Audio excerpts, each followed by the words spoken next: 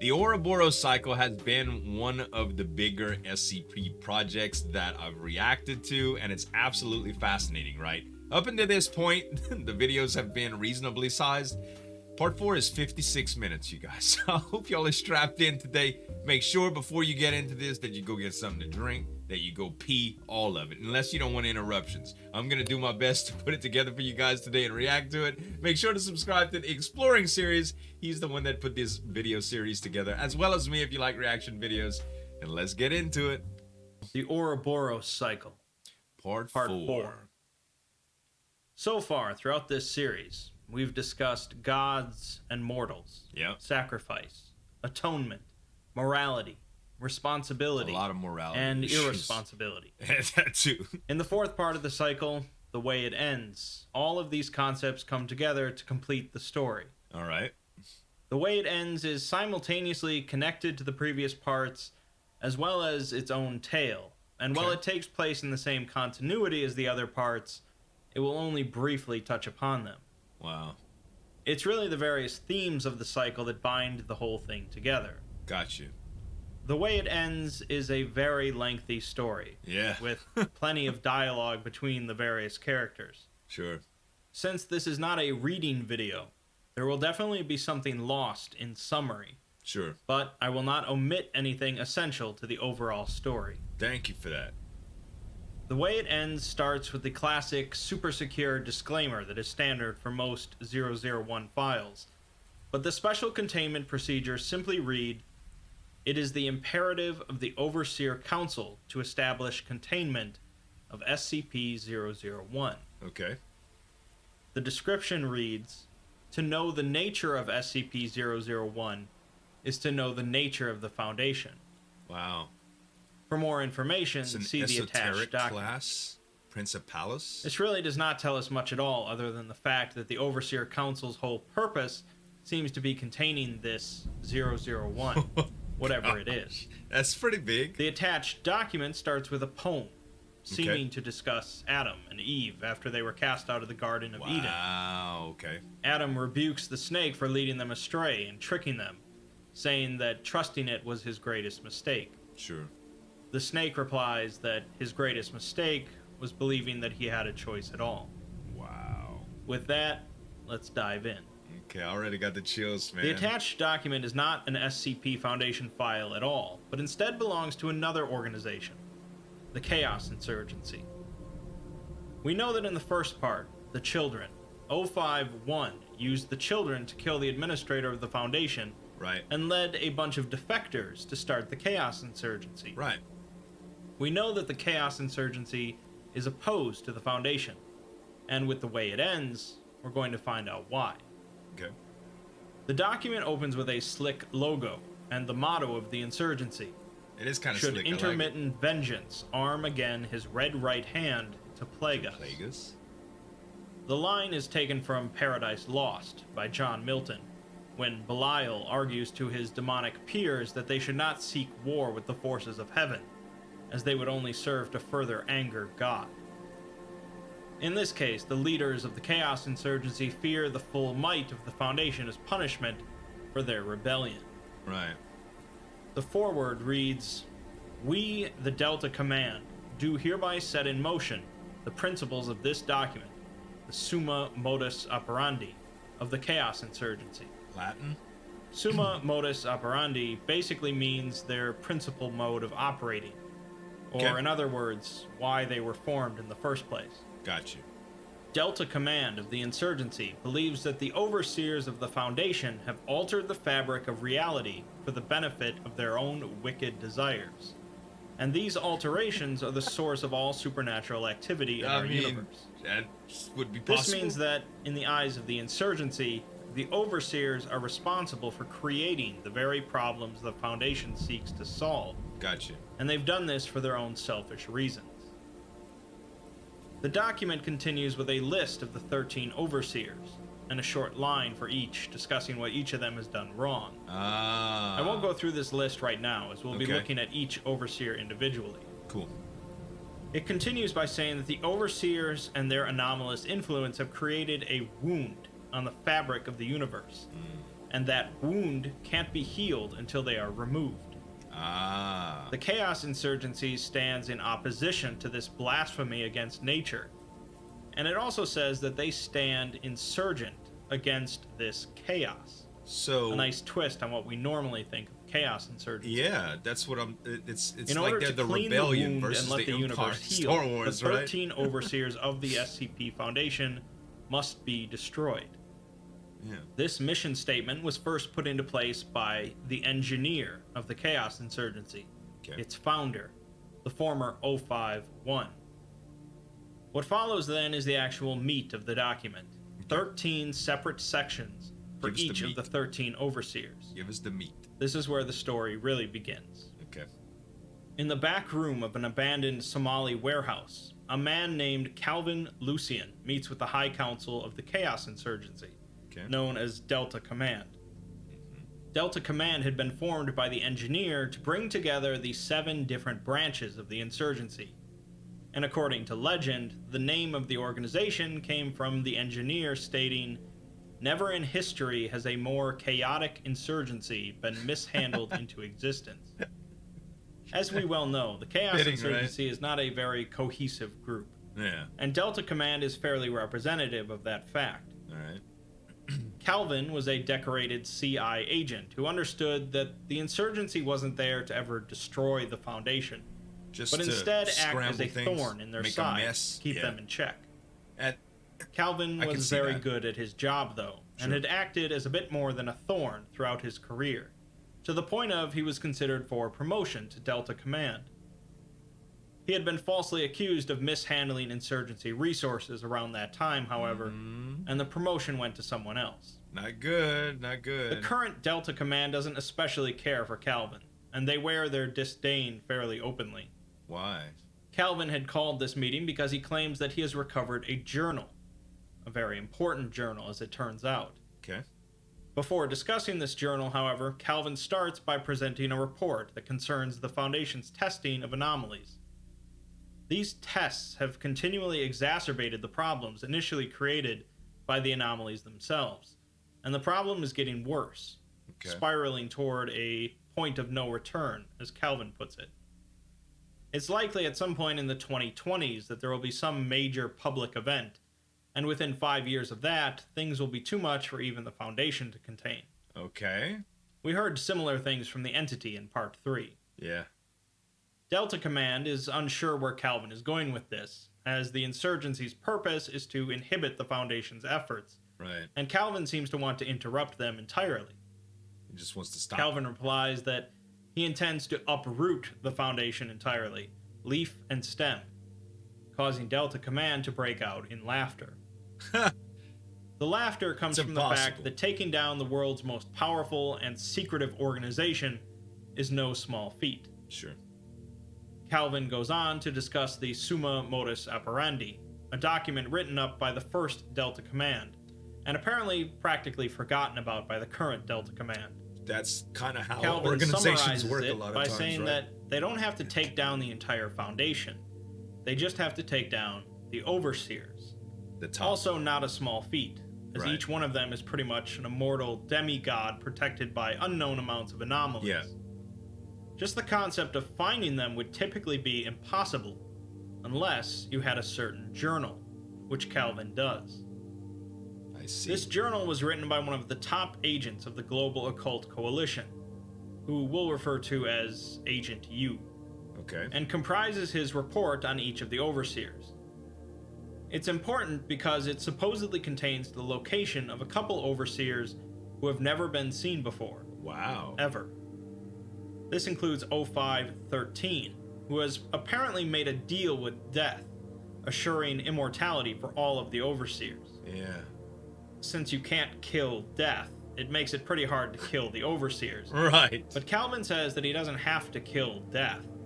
He just has to break death's contract.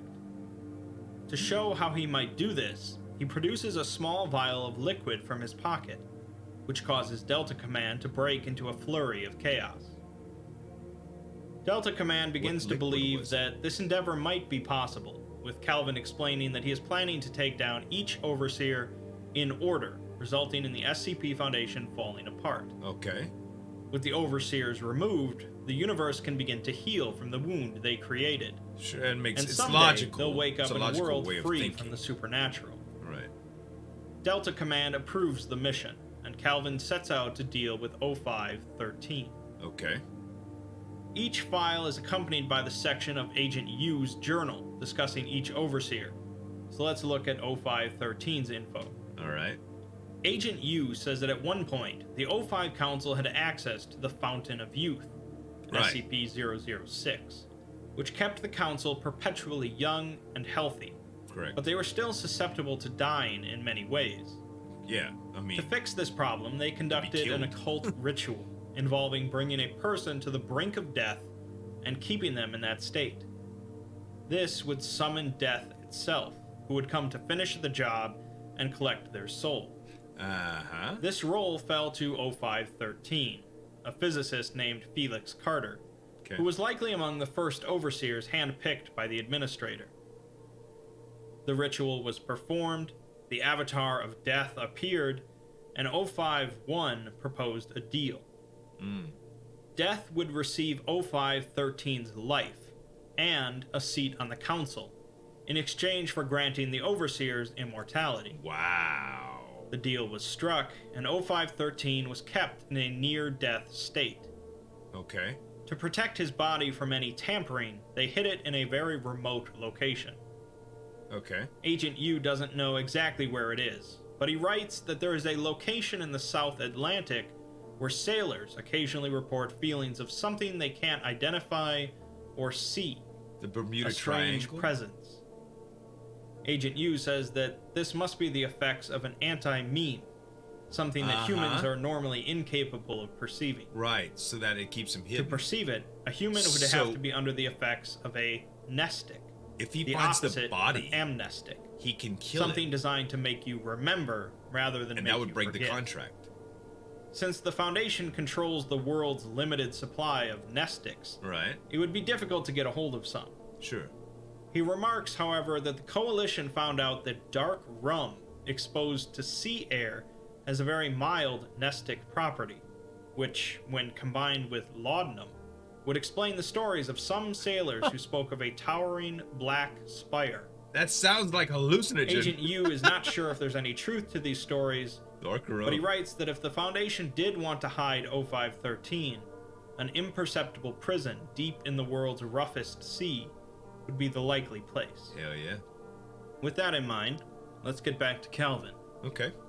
Calvin asked Delta Command for 3 individuals to join his team, Okay. a group small enough to slip past the all-seeing eye of the Foundation. The first individual is Anthony Wright, one of the top insurgency agents who is currently in his 50s. Okay. He's been a voice of reason and direction for decades, but has always passed on a promotion to Delta Command. Got you. The second is Olivia Torres, who had built a reputation in the anomalous art community, and had recently been pursued by the Foundation, causing her to flee into the insurgency, making her a somewhat recent recruit. Got you. The third is Adam Ivanov, a young and inexperienced agent who is practically a prodigy with computers, but next to useless with a firearm. Okay. Calvin had trained and fought It's like the alongside A-team, Anthony man. for quite a while, and had known Olivia for some time as well, meaning both were happy to join Calvin's team. Sure. Adam had taken a bit more convincing, but when he had found out that Anthony was on the team, he quickly agreed. Okay. Adam had spent his youth as a D-class within the Foundation, Wow. assigned to SCP-610 due to his parents being Ukrainian political prisoners. Okay. Anthony had been a part of the team that had raided the labor camp, carrying Adam out of danger himself. Cool. 3 months after meeting with Delta Command, the small team was on a ship in the southern Atlantic, sailing towards a jagged black spire looming in the distance. The Foundation hadn't built this prison. It had likely been built by mysterious people over 100,000 years ago, Sure. and the Foundation had just repurposed it. The team was on mnestics, allowing them to see the spire, Gotcha. but they wouldn't last forever, so they had to work quickly or they'd soon be completely unable to even perceive that it exists. The crew purposefully wrecks their boat in order to get on land, as it's Gotcha. quite an inhospitable location. Yeah. And Calvin goes ahead alone into the prison. Inside, he takes a freight elevator down into the earth, unable to say how long the descent took. No guards, huh? At the bottom, he finds a massive chamber lit by torches emitting green flames, the walls carved with ancient runes. A walkway extends to the middle of the room, the rest of the floor missing as a yawning darkness extends below. I see. In the center stands a column of stone, and on it a solitary folding chair containing a human corpse bound by Wild. golden chains.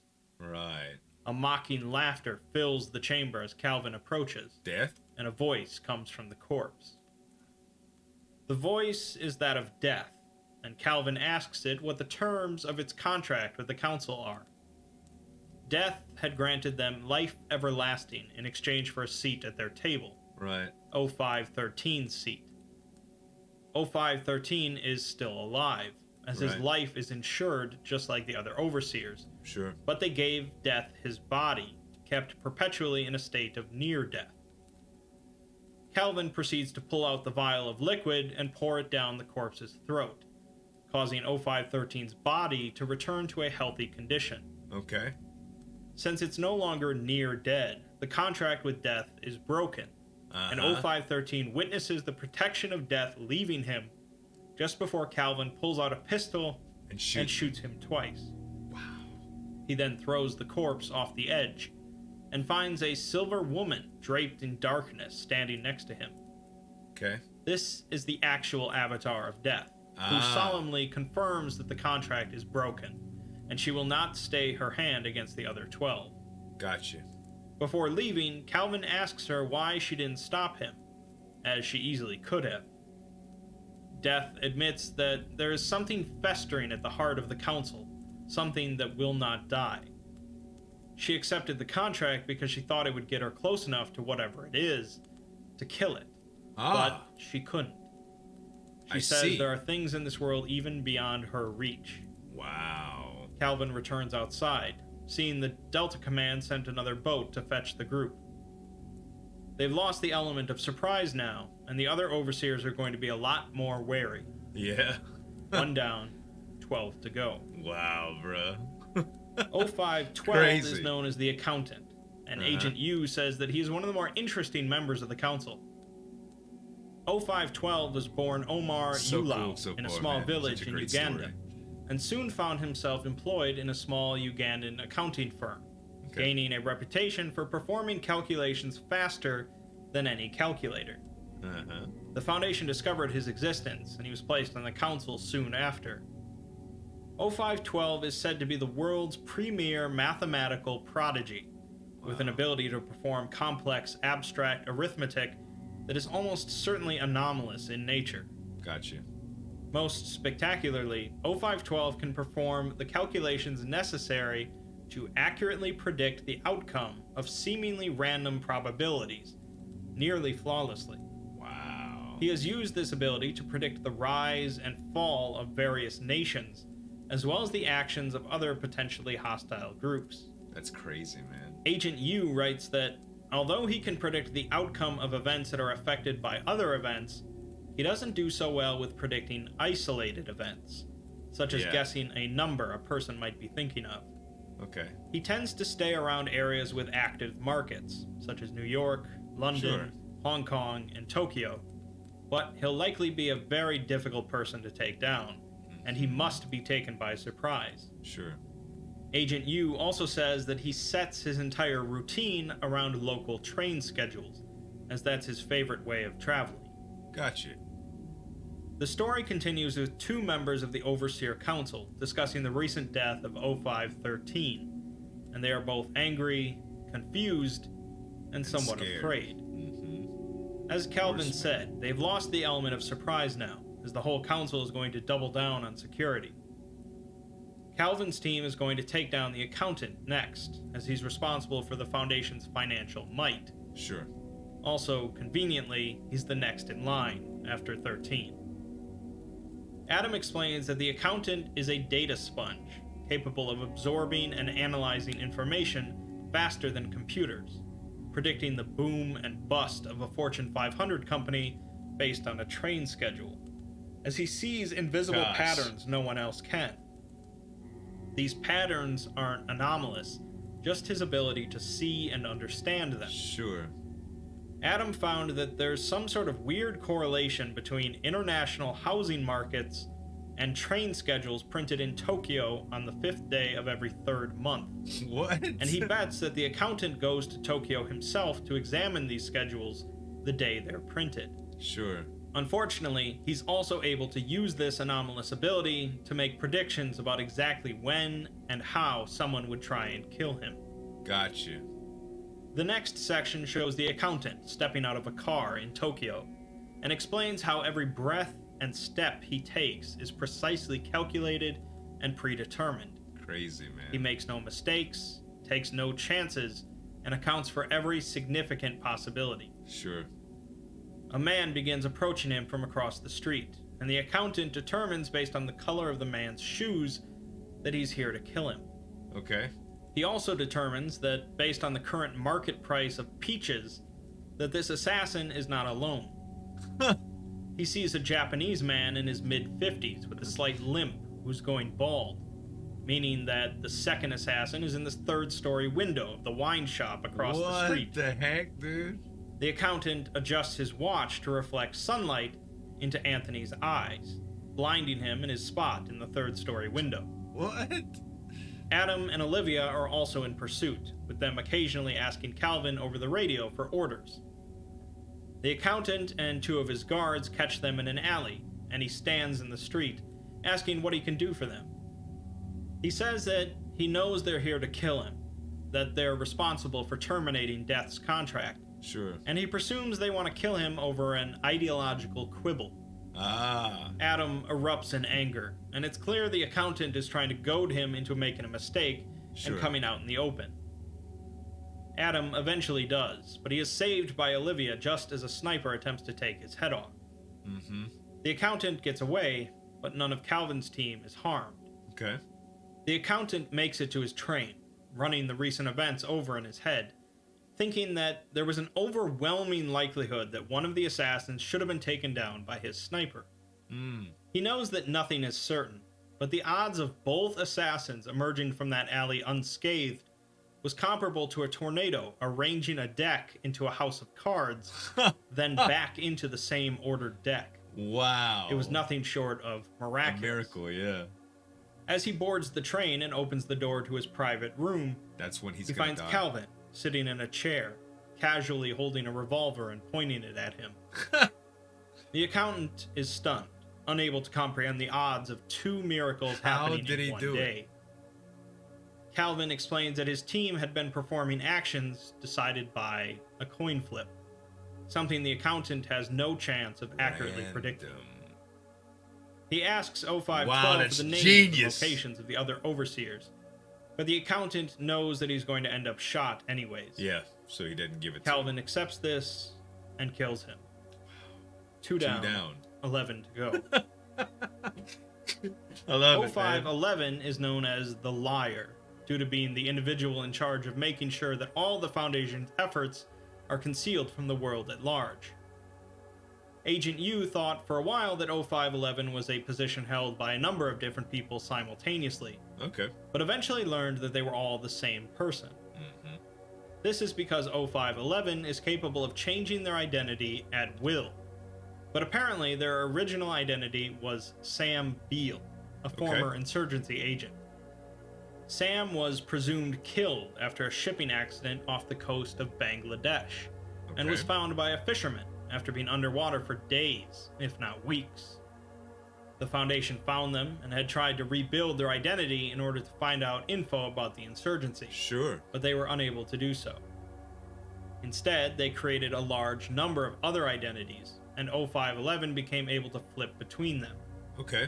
It was later discovered by Agent U that 0511 is capable of exuding an amnestic property at will to those around them, making them unable to remember. That's interesting. Agent U speculates that Sam Beale was forever lost in those waters, their memories devoured by SCP-3000, and the Foundation had merely used them as a vessel for a variety of personalities and abilities. Okay. The story continues with a flashback to a time before the Foundation existed. Felix Carter, who would become 0513, is giving a presentation about the nature of reality, how it's composed of threads, and if one were to tug on those threads, you might be able to alter reality. Sure. He's also been working with Adam Bright, Jack Bright's father, and they've received funding from Frederick Williams, who would go on to found the SCP Foundation. Wow. Williams also meets with two other men, Siegel and Arians, and he gives them his business card, telling them to give him a call. In the present, Olivia is standing on a balcony when she's approached by Anthony. They're looking out over Seattle, Awesome and it picture. seems that some time has passed since killing the accountant, as they discuss how the Foundation really unraveled afterwards. Something tugs at the back of Olivia's mind as she talks with Anthony, something she seems to be forgetting. She then abruptly ends the conversation by stabbing a knife into Anthony's chest and pushing him off the balcony. She then wakes up in a bed, with Adam tugging on her arm and telling her to get up. Adam asks how much she remembers, and she replies that she remembers having a dream with Anthony in it, taking place years from now. It felt real, but something was off. The more she thought about it, the more she realized it was a lie. Adam seems to commiserate with her, implying he had a similar experience, and says that they apparently planned for this. There were 2 encrypted video files on his computer that they were supposed to play in this sort of situation. Okay. Adam unlocks his video and gestures Olivia to supply her password. She instead snatches a pistol off the nightstand and shoots Adam 3 times in the head. Olivia again wakes up, this time on a cot in an office, with Calvin standing over her. She quickly knees Calvin in his solar plexus and searches for a hidden pistol that she knows is in Calvin's real office, and she finds it, pointing it at his chest. She pauses to think, recounting the previous 2 experiences, and how she knew something was wrong each time.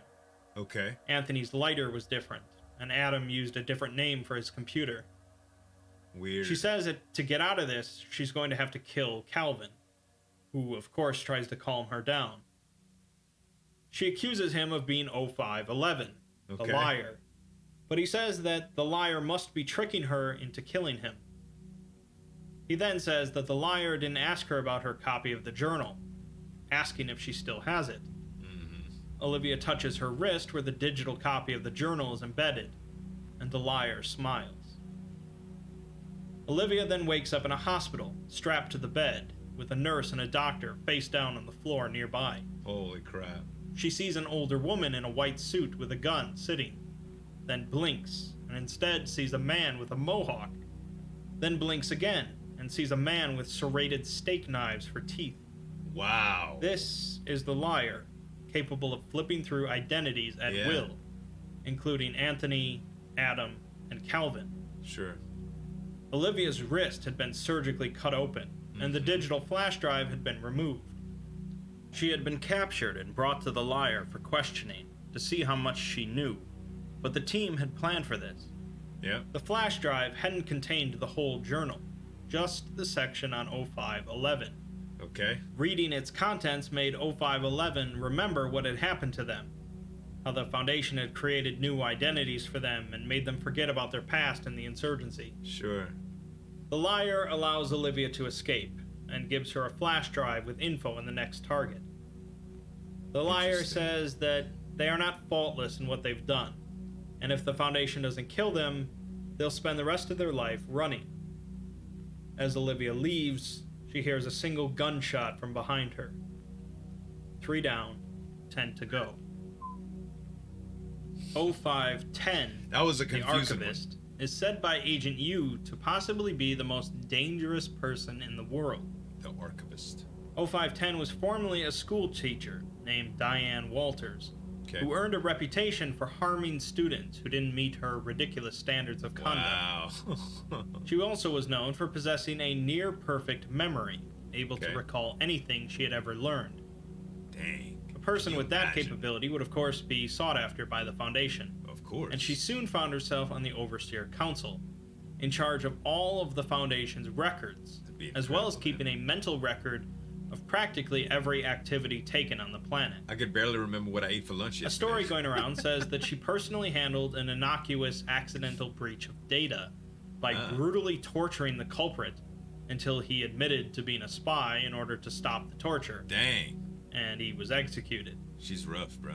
The Archivist is apparently obsessed with the concept of omniscience and believes the Overseers to be divine entities, far above the rest of humanity. I mean, she's kind of right, It's said that she's responsible for recreating history after an apocalypse when utilizing SCP-001, meaning that she has experienced potentially multiple end-of-the-world scenarios and remembers each of them. Crazy. Agent U speculates that in times of crisis, the Archivist will likely retreat into the Wanderer's library, where she is a frequent but unwelcome guest. Unwelcome. The story flashbacks once more, this time to just after the death of the Foundation administrator at the hands of the children, from Part 1. Sure. The primary individuals responsible are Aaron Siegel and Vincent Arians, who we heard about previously when they met with the administrator at a conference. They both went on to join the fledgling SCP Foundation, with Siegel becoming 051. Arians joined Siegel in his defection, along with a number of others, but he's not happy about the situation, as he doesn't understand why the administrator had to die, as he thought they were just destroying the kingdom of Abaddon. Siegel reveals that there never was a kingdom of Abaddon. There was no army of reality benders in the desert. It was just the administrator.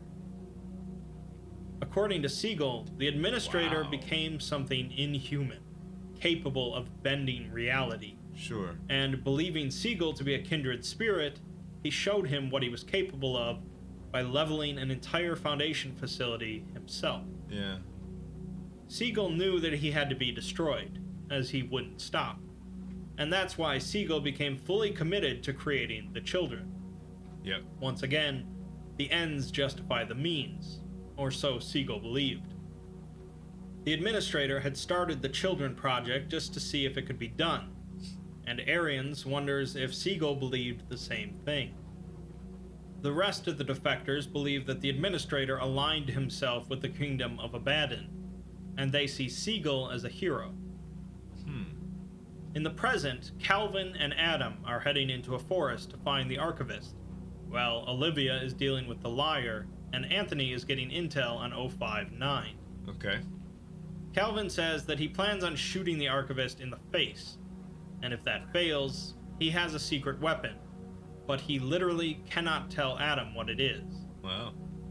The two come to a place in the forest where two saplings stand side by side, and Calvin explains that this is a way, a tunnel between worlds activated with the right knock, or key. Interesting. This knock can take the form of a time of day, a specific object you have to carry, a word you have to utter, or a thought you have to be thinking of. This concept should be pretty familiar to those acquainted with the Planescape setting. Yeah. For this specific way, which leads to the Wanderer's library, you have to have a piece of knowledge in mind that you're willing to give up, as you'll forget it when you pass through. The knowledge has to be something relatively important to you, so Adam thinks about what THACO stands for, a mechanic used in earlier in versions Dungeons of and D&D, Dragons. and steps through. What? The two find themselves in a section of the Wanderer's library, an extra-dimensional space I discussed in my Serpent's Hand video. This section resembles a massive office space, fully equipped with 1980s-era mainframes and computers. The Foundation uses this section to back up all their data, on both our current world and any worlds that came before, all on microfilm. Adam becomes curious about a computer that isn't functioning, and opens it up despite Calvin's protests. Inside is a solitary hard drive spinning, despite no wires connecting to it, and a Davite rune carved into its surface. A librarian appears behind them, one of the native entities of the library, capable Right. of navigating its infinite halls.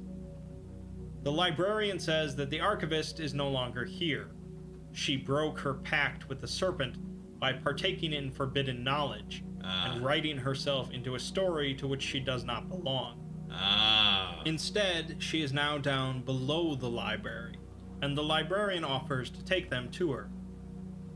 The two follow the librarian for what seems like decades, as time does not pass the same in the library, until they reach the library's foundation, a massive cavern lined with pillars carved by the serpent itself in the eternity before time. The serpent is not actually a serpent. It's an avatar of a universal facet of reality, information. This foundation is the base of all knowledge, and underneath it is the dark endlessness. Okay. The librarian gestures them towards a set of doors, beyond which is the source of all knowledge, and it says that there are 3 books there that must not be disturbed. Okay. Calvin says that he'd like to make a withdrawal, and the librarian pulls out a short metal tube covered in runes. Calvin apparently brought them this tube many years ago, and the librarian says that there are few things that exist that they have no knowledge of, but the contents of that tube are one of them. Wow. The two pass through the doors and find themselves on top of a green hill in a valley, with 2 trees nearby. Under one of them sits a woman in a white dress, eating an apple and reading a book. Eve. Calvin approaches, asks if she's the archivist, and then shoots her 3 times. Wow. The archivist doesn't flinch as the bullets pass through her. Okay. As Calvin continues to shoot her, she asks if he reads. She says that she reads very often, that you can learn everything there is to learn from books, including how to allow bullets to pass through your body. She admits to being afraid when she heard that 0513 died, as mortality makes her job much harder. Sure. She came here to learn the secret of immortality, and she's already done it. Okay. She gestures to the Calvin trees, still got a special, saying that one of them is the tree of knowledge of good and evil, and the other is the tree of life, both discussed in the Bible. She says that the serpent made it so that you can only eat from one if you've already eaten from the other, which created a paradox. She learned then that the tree of knowledge doesn't bear fruit because the library is the fruit, and she's learned everything from the library, allowing her to eat from the tree of life. She's read from the 3 books mentioned by the librarian: the Book of Life and Death, the Book of Things That Have Been, and the Book of Things That Will Be. Okay. As she now knows of all things within the library, just as the serpent does, she proclaims herself to be the serpent. Gotcha. The avatar. Her body then splits open, revealing a massive, writhing serpent inside, who proceeds to attack Calvin and Adam. A fight ensues, with the two unable to harm the serpent. Sure. But it says that despite all of its knowledge, it still does not know what is inside of that tube. Yeah. Adam eventually opens the tube, causing a long spear covered in runes to drop out. Okay. The tube then turns into essentially a harpoon gun, and Adam uses it to launch the spear at the serpent's skull, killing it and causing the landscape to fall away into darkness. Wow. The landscape soon returns, with both Calvin and Adam alive, and the archivist speared against the Tree of Knowledge. 2 figures are standing there. One is the actual serpent, and the other is the serpent's brother, Lord of the Realm of Nothingness. Okay. The serpent says that the spear they hold is very rare, as it's the spear of the non-believer. It says that it might be older than the library itself, with a legend stating that it was forged when the first thinking being decided to deny omnipotence. What the heck? The serpent admits that it can't even see the spear, and Calvin confirms that it was given to him by someone, but doesn't say who. They put the spear back into the tube, and the serpent says that the archivist wasn't that different from the two of them when she first came to the library. Gotcha. It wonders where their convictions will lead them. And with a blinding flash, the two find themselves back in the forest. So he didn't actually kill the Avatar of Knowledge. 9 to go. He killed the 059 is known as the Outsider, as she was taken directly as a civilian in order to replace the previous 059. I thought she had changed into... She was an Australian geologist that uncovered an anomaly and was discredited by the Foundation to prevent the public from learning about it. Sure. Her recruitment straight to the Council by orders of 057 seems to be entirely to serve the purpose of pissing off half of the Council. Wow. She is said to be a brilliant researcher, though, maintaining several projects simultaneously. Agent Yu has very little to say about her otherwise, as she shouldn't be hard to find or hard to deal with. Okay. Another flashback, with Aaron Siegel after founding the Chaos Insurgency. He's uncomfortable, as he presumed that the Foundation would quickly die off with their administrator dead and half the Council gone. Yeah. But the Foundation was continuing on. The insurgency has started to raid Foundation sites, but it already seemed like the Foundation was closing in on their headquarters. Okay. Siegel gets a phone call from Aryans, who informs him that the Broken God fanatics are doing something in South America, an event we're well acquainted with. Siegel is even more distressed to hear that the Foundation is fully mobilizing to deal with the problem, despite his hope that they would be in ruins by this point. Siegel wants to go with Aryans to Mexico to see the children one more time. Okay. That night, he has many dreams. One in which he and the administrator first open the doors to Site-17. One in which he watches as a truck brings in SCP-173. One in which he establishes a relationship with Sophia Light, who is currently running the Foundation. He dreams of drinking from the Fountain of Youth with the other O5 members, and dreams of the administrator tugging on an ethereal thread, causing the moon to vanish before he brings it back. Wow. He dreams of a man laying dead on the ground, his hand clasped around a golden sword, and in the distance, a phone is ringing. Bizarre. In the present, Calvin and Anthony confront 059 in the burned-out ruins of her family home. Never have any cool dreams like that, yo. She tells them about how the Council informed her of things beyond her wildest dreams when she was recruited. She certainly seems to be the most normal of the Council, and she understands why they've come. She says that she'll go out in her own way, and produces a switchblade. She finishes by saying that she used to believe that serving a higher cause made for a meaningful life. Sure. But now she realizes that any life can be wasted, and any death can be meaningless. Yeah. Suddenly, she locks eyes with Calvin, and he experiences a powerful vision of the house around him restored, a happy family, 059 as she would have been if she had lived a normal life. Wow. The vision ends with fire and screams, and he sees her as much older than she was. She's now sitting back in a burnt chair, her wrists slit open. Before she dies, she asks Calvin if he's afraid of death. He responds, no, but with her final words, she says that he's lying. 5 down, 8 to go. Wow.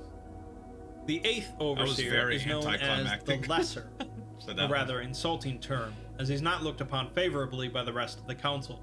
Okay. His real name is Baron Lehman Hoadley, and along with his brother, the two became very wealthy railway industrialists. This wealth allowed the early Foundation to compete against other paranormal groups, such as the GOC, preventing them from being snuffed out.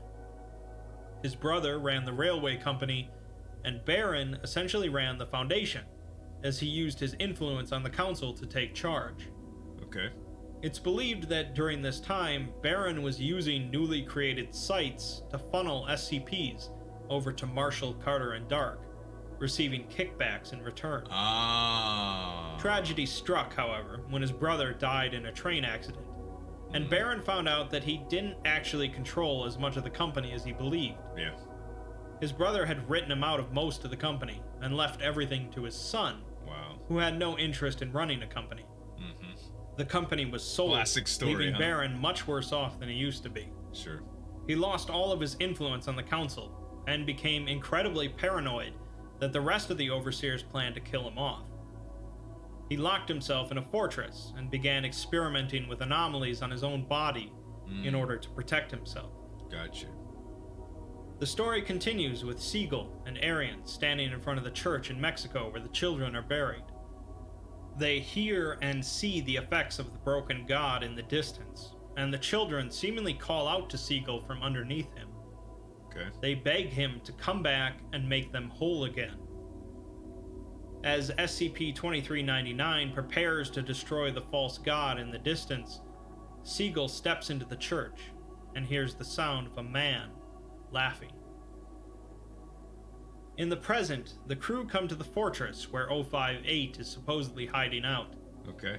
They find it to be a smoking ruin, however, filled with charred remains of bodies. They come to what seems to be the epicenter of the damage and find a ruined corpse of a man.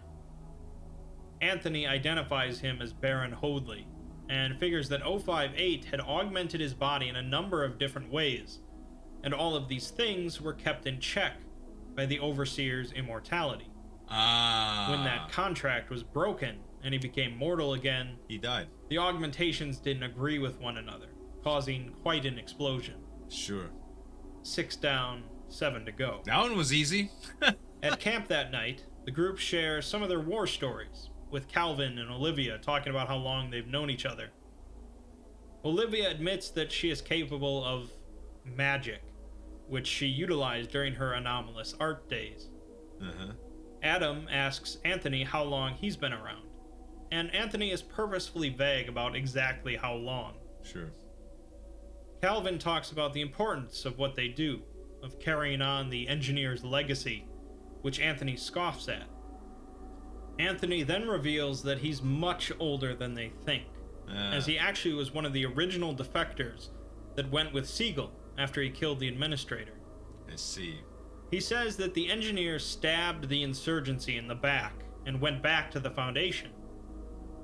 Anthony drank from the Fountain of Youth, keeping him young, but he deeply regrets it, and resents the engineer for using the insurgency's idealism for as long as it was useful to him before abandoning them. Selfish, right? Everyone else in the insurgency, of course, respects the engineer as the founder of all of their tenets. Right. But they don't know anything about what Anthony is revealing. He goes on to say that when Siegel went back to the Foundation, Skeletons in the closet, he told them everything he knew about the insurgency, including their facilities and encampments. Wow. They set up Delta Command in the aftermath to be purposefully realistic in what they could accomplish. Sure. He says that the current Delta Command knows none of this, as telling people would either result in them not believing him, or in people losing faith in the insurgency's goals. Right. Anthony is telling this group because he wants them to know the truth of what they're dying for. That they're doing this because they need to return things to the natural order, not because of what some traitor said decades ago. Wow. Later, Calvin is sitting by the fire with with the second vial of the Fountain of Youth, and Anthony asks him where he got it from. He explains that when the council ran the fountain dry, there was enough left for 12 vials, just the council in case. ran the fountain dry. Anthony wonders how he got a hold of 2 of those vials, and what he plans to do with it. Sure. Well, one of Calvin them was responds used. that he's going to destroy it, eventually, which Anthony agrees with, as it extends your life, but makes it empty, without taste or color. Anthony had spent years trying to undo the effects after drinking it, which has finally resulted in him slowly aging again. Okay. The two discuss the final Makes words a lot of sense, man. 059, Immortality is one of whether those Calvin things. is afraid of death or not. Anthony says the decision is his, but if it were him, he would destroy that vial and never think of it again. Time is finite, right? The That's two why go we to value sleep, it so much. with plenty of more work left to do. 057 is the most fearsome member of the council by reputation, Okay. as she is said to be the de facto leader of the 05s. Okay. She commonly goes by the codename Green, due to constantly wearing green pantsuits. Oh, I thought it was which like seems rather harmless for someone considered by most GOC to be keyword for the devil that reality, sits on didn't the Overseer Council. Oh. Agent U recounts a story of a meeting between a Russian intelligence director and a high-ranking member of the GOC. Okay. The GOC wished to go into Syria to act against the Foundation, and hoped to secure Russia's support in the endeavor. Sure. The intelligence director assured the GOC that they had their support, until he received a phone call and learned that Green was in Syria. Alright. The GOC member was furious until he too learned why Russia had backed out. One solitary woman entered the country and sent two massive organizations scurrying. Green seems to personally be involved in a large swath of matters around the world, Okay. and Agent U claims that she is always watching and always planning. Of course. The GOC thought she was working with the factory, the UIU thought she was working for Curvier, and the Russians thought she was the Scarlet King himself. Whoa. No one knows exactly what her endgame is, but Right. Agent U gave her a very, very wide berth. Yeah. In flashbacks, Adam is rescued from an SCP-610 labor camp by Anthony. Siegel announces a breakthrough to an assembly of the SCP Foundation. Olivia gets rescued from Foundation pursuit by Calvin. The Broken God gets obliterated by SCP-2399. And the Administrator discovers a waterfall that flows upwards in a hidden cavern, exciting him. In the present, the team is in Cambodia, meeting with another insurgency agent named Vanderveer. Okay. The region is under turmoil, as the local revolutionaries are holding an artifact, and Green has personally come to deal with them. Okay. Vanderveer explains that an anomalous mining corporation named Curvier came in years There's back and ended Curvier. up polluting the water supply. This is something they've done in the past, and they usually just stick around until the Foundation shows up to clear them out. Sure. But this time, the Foundation didn't show up, due to Calvin's team causing problems. Right. So Curvier The local kept officials going. were receiving kickbacks from Curvier, and are now seen as traitors by the locals. Okay. Revolutionaries are using the scandal to overthrow the government, and rioters are flooding the streets and looting everything in sight. Wow, man. Green is coming in to stoke the fires of the rebellion so that the Sure. Foundation can sweep in afterwards and pick up the anomaly that they're holding. The team ends up getting caught in the street by some rioters. The rioters are put down by an MTF from the Foundation. Okay. The team attempts to get away, but they get hit with some gas grenades and end up captured by the MTF. Wow. Calvin, Olivia, and Adam wake up in the governor's mansion, now controlled by the Foundation. Green is standing in front of them, and they execute Vanderveer. Wow. She commends Calvin for his courage and what he's done so far, and tells him that 0513 was actually worried that someone would come along and do exactly what he did. Siegel had had the Fountain of Youth purposefully drained in order to prevent it, but Calvin found a way to do it anyways, which she applauds. She proceeds to give Calvin a choice. He can either pick one of his team members to die, in which case Green would give herself up, or he can refuse, in which case she'll kill the leader of the revolutionaries, causing a civil war in the region. Wow. Calvin She is chooses evil. himself to die, but Green laughs, saying that there is no such thing as a noble sacrifice. Oh. She says that he has no idea what he's doing, even if he thinks that he does. Okay. She says that if he thinks that killing people will stop the Foundation, he should ask Aaron Siegel about that. Calvin still refuses, so the revolutionary leader is executed, causing a riot outside. Wow. As she points a gun at Adam, she is suddenly sniped by Anthony, who tells them to run. Ooh. It wasn't a fatal shot, and Green makes it to the roof where there's a Dang. waiting helicopter. The revolutionaries are storming the mansion now, Right. and Adam clears the way by using the Spear of the Non-Believer, which immolates them and burns the group to ash. They make it to the roof as Green That takes spear. off in the helicopter and taunts them.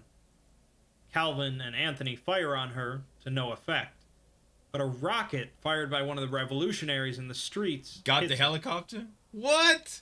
Jets begin carpet bombing the city as the crew flees, caught in the middle of this chaos. Mm-hmm. As they run, they come across the wreckage of the helicopter, and a fiery figure steps out of it, Green. skin melting off, an arm severed, walking on soon-to-be melted legs. Wow. It seems Green isn't quite dead yet, and she steps towards the crew, moaning. Like a She zombie raises a on gun fire. at Calvin, but Anthony dives in to take the bullets. Green finally collapses, but Anthony is quickly bleeding out. Yeah. Calvin reaches for his vial of the fountain water, knowing that it will save him, but Anthony begs him not to. He's ready to go. He reveals that his original name was Vincent Arians before dying. Olivia uses her anomalous abilities to turn his corpse into a cloud of crystal butterflies, which fly off. Wow. The remaining three meet up with an unnamed member of the insurgency, who gives them a car, supplies, and directions to their next target. So, 7 down, 6 to go. 6 to But go. now, the already small team has lost a very important member. Yeah. Taking down Green was certainly a big move for the team, but this is an even more uphill battle now. It's clear that the Overseer Council have been involved in some very heinous and shady activities, but there's still plenty of story left to tell, as Calvin and his crew close in on 051. Wow. So, once upon a time, a man awoke to find he had no memory of who he was or how he had gotten here. Suddenly, a voice spoke to the man. Your second wish has been granted. Now for your third, the final wish. The man considered for this moment, seeing no other choice, made his final wish. Allow me to remember all that I have forgotten. Funny, the voice laughed, granting the man's final wish. That was the first thing you asked for.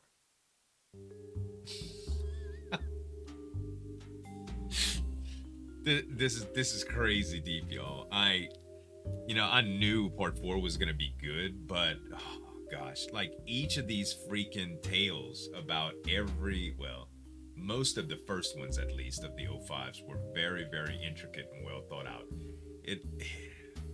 Forgive me for saying this, but a few of the 05 council members meeting their demise like it was almost like shortcuts. Don't get me wrong. I'm glad that the story is moving along, and everyone doesn't necessarily need to be monumental. That's not how organizations fall. There are things that just lead to things happening, kind of like a domino effect, But in its entirety so far, this is an incredible story, man. You guys, the Exploring series, make sure to subscribe to them. Subscribe to me if you like reaction videos too. Thanks so much for watching. As always, this is Zueljin signing off. We'll see you next time.